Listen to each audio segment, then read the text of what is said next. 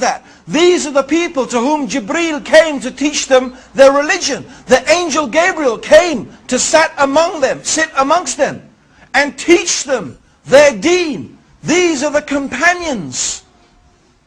These are the people who knew the circumstance of the revelation. Which ayah was revealed in which circumstance. They are the ones who saw the Prophet ﷺ pray. They saw him with their eyes. They saw the Prophet ﷺ fast and make hajj. And so on and so forth. So they lived with Rasulullah ﷺ.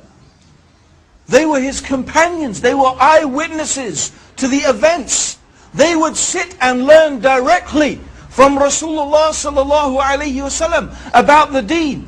So who could know better about Islam than his companions?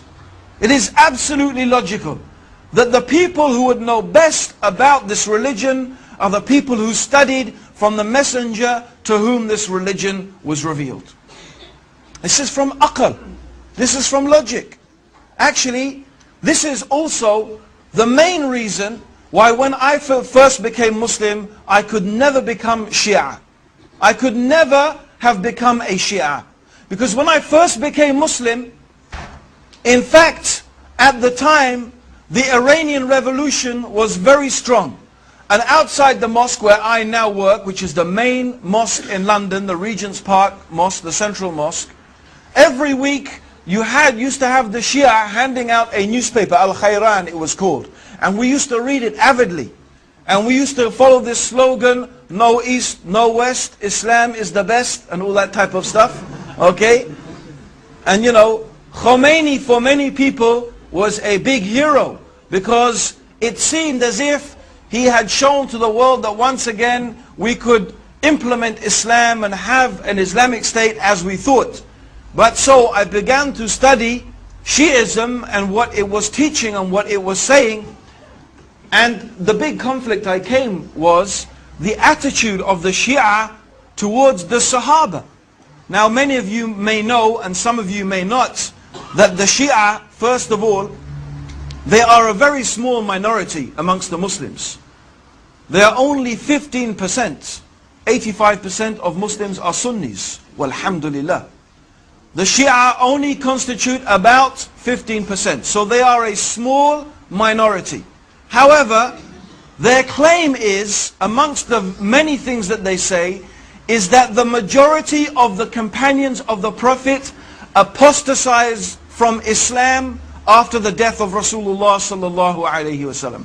Particularly the three taghuts, who they call, a'udhu billah, the three taghuts, Abu Bakr, Umar and Uthman. They call them the three taghuts, which means, taghut means a false god.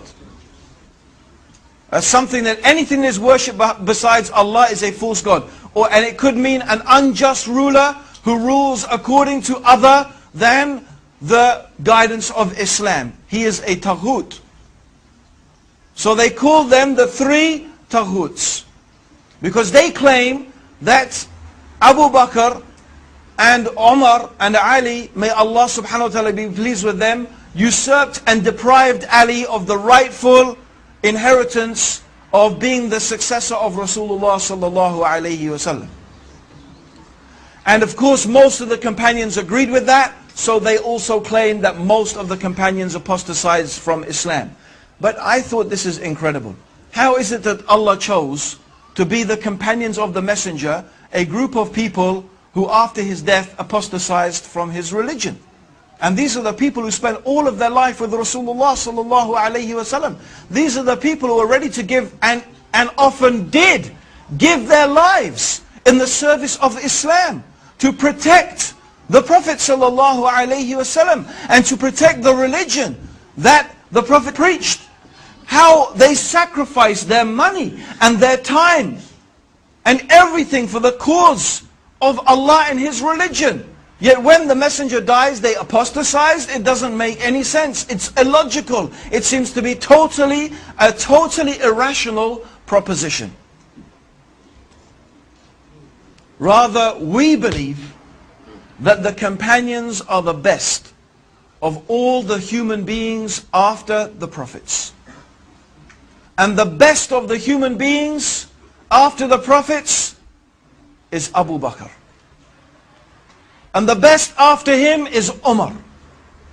And the best after him, although there's some disagreement, is it Ali or Uthman, or are they the same?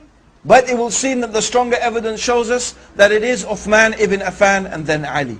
These are the best. And then after that, we don't make a distinction amongst the companions. But generally also the companions themselves are the best of the human beings after the messengers. This is the status of the Sahaba with us.